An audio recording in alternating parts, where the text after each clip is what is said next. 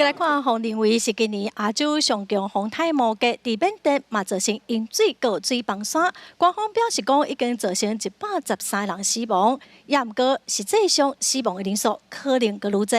目前共有64人失踪。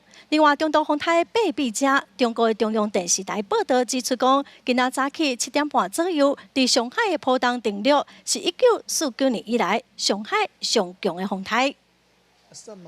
风台摩羯地属缅甸落大水后，道路引起升腾厝体，小船出动，把受困的民众救出来。摩羯的围绕佮引发大水，佮土石流，地属重大死伤，超过32万人互强制撤离，佮有人失踪，当局是继续搜救。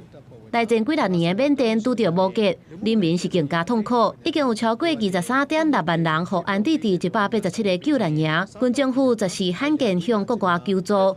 英国广播公司 BBC 报道讲，摩羯是今年亚洲上强的风台，扫向越南、寮国、海南岛、菲律宾，并且伫缅甸造成毁灭性的破坏。 国营媒体则是报道讲，5座水坝、4座宝塔，将近6.6万栋的厝体、375间学校，佮有1座寺院，拢互毁掉。数公里长的道路佮其他基础设施拢互冲走。伫太平洋地区的八匹加风台已经登陆上海浦东临港新城。根据中国央视报道。